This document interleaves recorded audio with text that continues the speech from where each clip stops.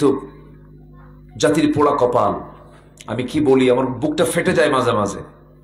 18 কোটি মানুষ ম্যাক্সিমাম কোরআনটাই পড়তে পারে না। আচ্ছা, নামাজ কবুল হওয়ার শর্ত কি কোরআন ভুল করে পড়া না সহি করে পড়া? তাহলে কোরআন সহি না হলে নামাজ সহি হবে না। তাহলে কোরআন সহি করে পড়াটা কত জরুরি, কত জরুরি। অথচ সেই কোরআন সহি করে কোরআন শিক্ষা করার ব্যাপারে যদি জোর তাকিদ দেওয়া হতো, আমার নিজের চোখে দেখা মালয়েশিয়াতে 60% মুসলমান, বাকি চায়না আরো বিভিন্ন বাহির থেকে আসা বসবাসকারী চায়না কি মালয়েশিয়াতে মানুষ বসবাস করে। 60% মুসলমান শিশু ছাড়া টোটালি প্রত্যেক মুসলমান নামাজ পড়ানোর যোগ্যতা রাখে। যে মুসল্লি নামাজ পড়ানোর যোগ্যতা রাখে না তার নামাজই হয় না। আমার কথা কি বোঝা গেল? কথাটা রাগ করলেন কিনা আমি জানি না। হয়তো বলবেন মনে মনে, হুজুর শেষ পর্যন্ত আমাদের ইমাম বানায় ছাড়বেন। ইমাম হতে হবে, ইমাম হতে হবে। মুসল্লি মানে ইমাম হওয়া। মুসল্লি মানে কি? সে যদি মসজিদে ইমাম না হয় তার পিছনে বউ নামাজ পড়বে। কি আসতে হয়? আসতে বলেন কেন? পিছনে কে নামাজ পড়বে? মেয়েরা নামাজ পড়বে, ছেলেরা নামাজ পড়বে। প্রত্যেক মুসলমানকে ইমাম হতে হবে। তাহলে যে মুসল্লির ইমামতি করার যোগ্যতা নাই তার নামাজ সহি হবে না। আমি মনে হয় খুব কষ্ট দিয়ে কথা বলতেছি মনে হয়।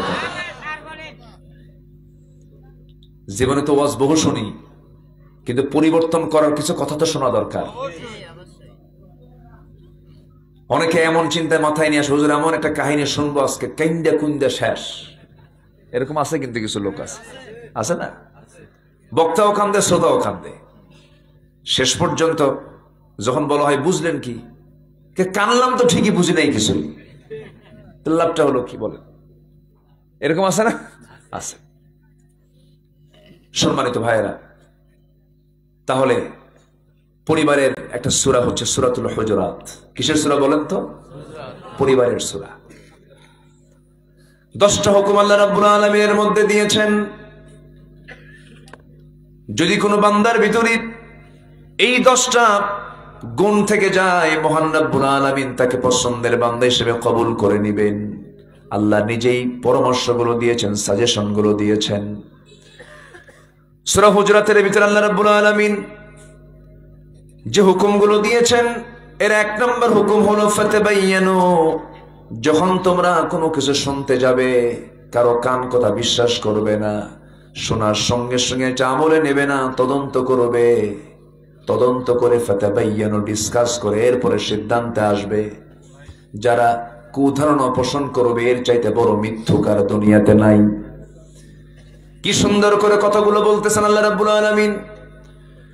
নাম্বার 2 হলো, যখন তোমরা কোনো কিছু সমাধান করতে যাবে, সেই সংশোধনের উদ্দেশ্যে সমাধান করতে হবে, ইসলাহ করতে হবে। কারণ তুমি যার ব্যাপারে সন্দেহ পোষণ করছো, সন্দেহ পোষণ না করে এটাকে ইসলাহ করো, সংশোধন করে নাও, মীমাংসা করে নাও।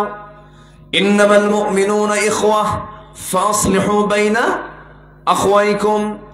ভাই ভাই ইসলাহ করে নাও, ঠিকঠাক করে নাও, গন্ডগোলকে লম্বা করো না। যেখানে গন্ডগোল সেখানে লম্বা না করে এটাকে শর্ট করে ফেলো, সমাধান করে ফেলো। এই পরামর্শগুলো দিচ্ছেন কে? আসতে বলবেন না কে? নাম্বার 3 হলো ওয়াকসিতু।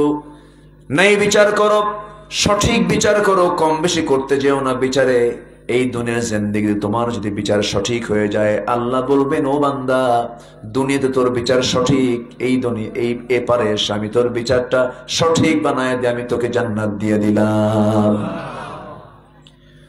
নাম্বার 4 হলো উপহাস করা ঠিক নয়, হেয় প্রতিপন্ন করা ঠিক নয়, কাউকে মন্দ নামে ডাকা ঠিক নয়। উপহাস করবে যারা, গুনাহ কবিরা করবে তারা। উপহাস করে কথা বলতে মানা করেছেন কে? আল্লাহ তাআলা বলেছেন টিটকারি করবা না, ঠাট্টা করবা না, হেয় করবা না, মানুষকে দাম কম দিয়ে এড়িয়ে যাবা না। লা তুসাইর খাদ্দাকা লিন্নাস ওয়া লা তামশি ফিল আরদি মারাহা। এরপরে আল্লাহ রাব্বুল আলামিন নাম্বার 6 বলেছেন ওয়ালা তালমিসু, অপমান করবে না। নাম্বার 7 হলো ওয়ালা তানাবাসু, তোমরা একে অপরের প্রতি দোষারোপ করবে না। নাম্বার 8 হলো কুধারণা পোষণ করবে না, বন্ধ ধারণা পোষণ করবে না। ইজতানিবু কাসীরাম মিনাজ-যন্নি ইন্না বা'দায-যন্নি ইসমুন ওয়ালা তাজাসসু, তোমরা কখনো কুধারণা পোষণ করবে না। তুমি জানোই না, অনুমান আন্দাজে যে কথা বলতেছ সবচেয়ে বড় মিথ্যার পরিচয় হচ্ছে এটা। আছে না সমাজে? আছে না? আছে কিনা বলেন? আছে। আল্লাহ তাআলা সর্বশেষ নাম্বার 10 বলছেন, নাম্বার 9 বলছেন ওয়ালা তাজাসসু, গুপ্তচর বৃত্তি করো না। নাম্বার 10 হলো কখনো গীবত চর্চা করবে না। এই 10টা বদগুণ যদি কোনো বান্দার মধ্যে যদি না থাকে, সে ফেরেশতা চরিত্রের মানুষ। কি চরিত্রের মানুষ? ফেরেশতা চরিত্রের মানুষ। নামাজ পড়তেছি, নামাজ পড়েই চার দোকান এখন কম না বেশি বলেন তো? চার দোকানকে আমি নাম দিছি কি জানেন? গীবতের দোকান। কিসের দোকান? গীবতের দোকান। লেখা দরকার গীবতের দোকান। চা খায় আর অন্যের গুণাগুলো নিজের আমলনামায় নিয়ে নেয়। গীবত করা মানে কি? অন্যের গুনাহ নিজের আমলনামায় নিয়ে নেওয়া।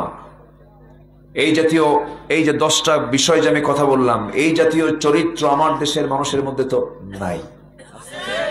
আসতে বলে আছে না নাই? আচ্ছা, সবকিছুর যেরকম আমার দেশের রাজধানী আছে, তো মানুষের বডি নামক এই বিশাল 3.5 হাত দেহের এই রাষ্ট্রেরও একটা রাজধানী আছে। সে রাজধানী হলো জিহবা।